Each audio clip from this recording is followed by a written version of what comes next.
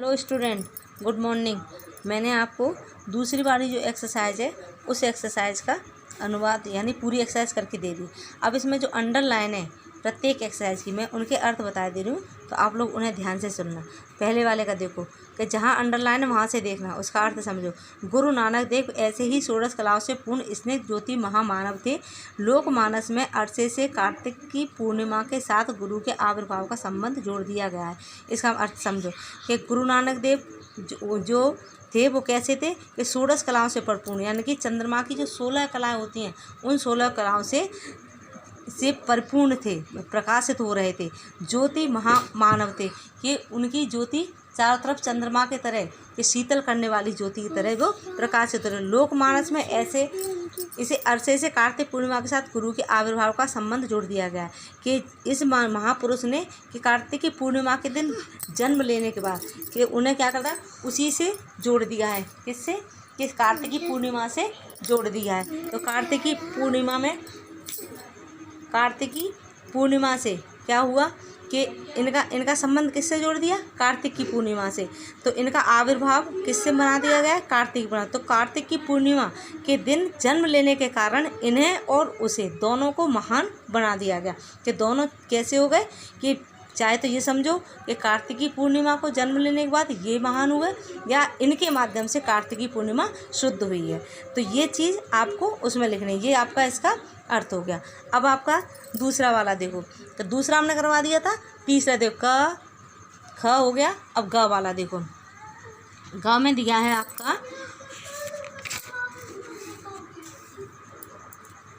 ग का रेखांकित अंत कितना है? दिया है उसमें कि किसी पर आघात किए बिना कुसंस्कारों को छिन्न करने की शक्ति रखने वाला, नई संजीवनी धारा से प्रमाणित प्राणी मात्र को उल्लसित करने वाला यह संत मध्यकाल की ज्योतिष्क मंडली में अपनी निराली शोभा से शरत पूर्णिमा के पूर्ण चंद्रमा की तरह ज्योतिष्मान है। अब इसका अर्थ देखो, किसी पर आघात किए बिना यानी कि किसी को बुरा ना लगे, किसी की कोई नुकसान ना हो, उसको ऐसा किए बिना कुसंस्कारों को छिन्न करने की शक्ति रखने वाला इतना बड़ा महान पुरुष कि जिसके अंदर बुरे संस्कार थे उन संस्कारों को बिना किसी को आघात किए उन संस्कारों को नष्ट कर देता था। सबके अंदर एक नई जीवन संजीवनी पैदा करता था। नई संजीवनी धारा से प्रमाणित को उल्लसित करने वाला यह संत मध्यकाल की ज्योतिष मंडली में अपनी निराली शोभा से शरद पूर्णिमा के पूर्ण चंद्रमा के ज्योतिष्मान है। कहने का तात्पर्य क्या है कि सबके अंदर क्या करता था? नई संजीवनी पैदा कर देता था, यानी कि सबके अंदर अच्छे विचारों को पैदा करने वाला यह संत मध्यकाल के मध्यकाल में पैदा हुआ। और क्या करा इन्होंने कि पैदा होने के बाद कि उस दिन क्या होगा, चंद्रमा का जो पूर्णिमा का चंद्रमा होता है जो वो पूरा होता है, तो उसकी तरफ संपूर्ण संसार को क्या कर रहा है? ज्योतिषमय कर रहा है, यानी कि सबको प्रकाशित कर रहा है, अच्छी ज्योति प्रदान कर रहा है। अब घ वाला देखो कि इसमें अंडरलाइन देखो, किसी लकीर को मिटाए बिना छोटी बना देने का उपाय है बड़ी लकीर खींच देना। क्षुद्र अहमिकाओं और अर्थहीन संकीर्णताओं की शुद्धता सिद्ध करने के लिए तर्क और शास्त्रार्थ का मार्ग कदाचित ठीक नहीं है। कि वो क्या कहते हैं कि वो कह रहे हैं गुरु नानक देव किसी लकीर को मिटाए बिना, कि अपन सोचें कि हम किसी लकीर को 2 लकीरें खींची हैं कि एक लकीर को हमें बड़ा बनाना एक को छोटा, तो लोग क्या करते हैं कि दोनों में से एक को छोटा कर देते हैं। कि ये बताया उन्होंने कि नहीं, उसे क्या करना है कि दूसरी लकीर को हमें बड़ा बनाना है, तब हम आगे निकल पाएंगे। कहने का तात्पर्य ये है कि अगर हमको आगे बढ़ना है तो क्या करना पड़ेगा? हमें अपने आप को आगे बढ़ाना, ना कि किसी दूसरे को नीचा दिखाना, उसे हमें पीछे नहीं करना कि हम अपना कार्य करें उसे अपना कार्य करने दें, तो हम अपने कार्य में तरक्की करते जाएंगे। तो ऑटोमेटिकली क्या होगा कि जो बराबर की लकीर है वो छोटी हो जाएगी और हमारे बगल वाली लकीर बड़ी होती चली जाएगी। फिर क्या करना कि अगर कोई छोटी लकीर को मिटा करके एक लकड़ी को मिटा के दूसरी लकड़ी को बड़ा बनाता है तो वो व्यक्ति कैसा होता है कि हीन भावनाओं से ग्रसित होता है, क्षुद्र होता है, छोटी सोच वाला होता है। कि संकीर्णता की शुद्धता सिद्ध करने के लिए तर्क और शास्त्रार्थ का मार्ग कदाचित ठीक नहीं है कि लड़ाई झगड़ा करके या कुछ ऐसा करने के बाद जिससे किसी व्यक्ति को नुकसान हो तब अपने आप को बड़ा बताएं, तो ये चीज़ उन्होंने सही नहीं बताई कि हमें कार्य अच्छा करना है और किसी को नुकसान ना हो, इस तरह से आगे बढ़ना है। सही उपाय है बड़े सत्य को प्रत्यक्ष कर देना। कहने का तात्पर्य है कि किसी बड़ी चीज़ को दिखाने के लिए उसे प्रत्यक्ष रूप में सामने लाना, तब चीज़ वो दूसरी चीज़ छोटी बनेगी और प्रत्यक्ष वाली चीज़ बड़ी बनेगी। गुरु नानक ने यही किया। तो गुरु नानक ने यही किया था कि संपूर्ण संसार में अपने आप को प्रकाशित करने के लिए उन्होंने स्वयं को निखारा और अपने गुणों से दूसरों को निखारा, तो वो बड़े बने, महान हुए। इसी तरह से हमें भी कार्य करना है। कहने का तात्पर्य यह है कि आप लोगों को ऐसे चीज़ें इसलिए पढ़ाई जा रही हैं, इसलिए बताई जा रही हैं कि हमें किसी को गिराना नहीं है, अपने आप को आगे बढ़ाना है।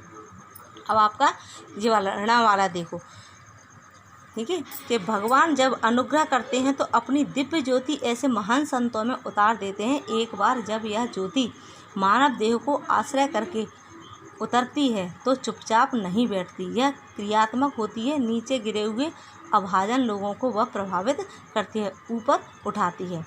तो कहने का तात्पर्य क्या है, अभी लेखक कहता है कि कोई भी चीज़ को हमें गिराना नहीं है, उसे ऊपर उठाना है। भगवान का अनुग्रह करते हैं कि भगवान से हम क्या प्रार्थना करते हैं, उन्हें मनाते हैं तो अपनी दिव्य ज्योति ऐसे महान संतों में उतार देते हैं। तो भगवान क्या करता है कि अपनी जो ज्योति उसकी शक्ति होती है वो उस संत के अंदर पैदा कर देता है जो भगवान की आराधना करता है, प्रार्थना करता है, उनमें लगा हुआ रहता है। तो उन संतों को वो प्रदान करते हैं और वो संत क्या करते हैं, संपूर्ण समाज को का निखार करते हैं उस ज्योति से।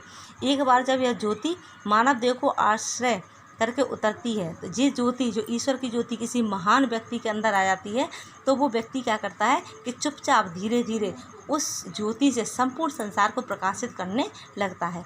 यह क्रियात्मक होती है, यह कार्य करने के माध्यम से पता चलता है कि ये ज्योति जो है वो एक महान व्यक्ति है जो ऐसा कार्य कर रहा है जिसे ईश्वर ने प्रदान किए। जैसे साईं बाबा हुए तो उनके अंदर भी ईश्वर की शक्ति थी, उन्होंने सबका भला किया। नीचे गिरे हुए अभाजन लोगों को भी वह प्रभावित करती है। जो नीचे गिरे हुए रहते हैं, जिनकी सोच छोटी होती है, तुच्छ प्राणी होते हैं, जिनकी सोच खराब होती है, उन लोगों को भी वो ऊपर उठाने की कोशिश करते हैं कि जिससे कि ऊपर उठाती है, वो उन्हें इतना ऊपर ले जाती है कि जिससे वो समझ सकें सही और गलत क्या है। तो कहने का तात्पर्य क्या हुआ कि गुरु नानक देव ने क्या करा है कि संपूर्ण संसार को अपनी महान दिव्य ज्योति से जो उन्हें ईश्वर ने प्रदान किया उस ज्योति से उन्होंने सबको प्रकाशित करने की भरपूर कोशिश की और इसमें वो सफल हुए और ईश्वर बन करके आज संपूर्ण दुनिया में प्रकाशित हो रहे हैं, संपूर्ण दुनिया को प्रकाशित कर रहे हैं। अब आखिरी है आपका च वाला, देखो कि इसकी अंडरलाइन कैसे है, यहाँ से दी है। हम उलझ गए हैं, भटक गए हैं, पर कृतज्ञता अब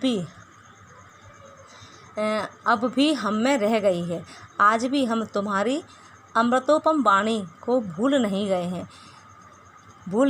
कृतज्ञ भारत का प्रमाण अंगीकार करो कि अब व्यक्ति मनुष्य प्रार्थना कर रहे हैं, कहते हैं कि हम क्या हो गया है हमें कि हम उलझ गए हैं कि हे ईश्वर, हे गुरु नानक देव, हम इस संसार में सांसारिक मोह माया में क्या हो गया, उलझ गए हैं। हमें उस उलझन से निपटारा दिलवाओ, उस उलझन से छुड़ाओ। भटक गए हैं हम इस संसार में, क्या हुआ, भटक गए हैं, ईश्वर को भूलते चले आ रहे हैं, पर कृतज्ञता अब भी हम में रह गई है। लेकिन अभी भी हम चाहते हैं कि हमें कोई ऐसा राह दिखाने वाला मिले कि जिससे हम ईश्वर की प्राप्ति कर सकें। आज भी हम तुम्हारी अमृतोपम वाणी को भूल नहीं गए हैं कि आपकी जो अमृत वाणी है जो आपने सुनाई है हम उसे नहीं भूले हैं, लेकिन हमें मार्गदर्शक प्रदान करो, हमें मार्ग दिखाओ। कृतज्ञ भारत का प्रमाण अंगीकार करो कि हम आपके ऋणी हैं, आप हमारे इस ऋण को, इस हम जैसे ऋणियों को आप अंगीकार करो, अपने गले से लगाओ और हमारा सबका उद्धार करो। हे प्रभु, हम आपसे यही प्रार्थना करते हैं। तो ये हो गई आपकी पूरी क्या है कि सबकी व्याख्या हो गई, जितने भी आपके टॉपिक दिए हुए हैं। अब इनके जो प्रश्न दिए हैं उन प्रश्नों को आप अपने आप करना और नहीं समझ में आए तो हमसे पूछ लेना। ओके बेटा, ठीक है, स्वस्थ रहो और सुरक्षित रहो।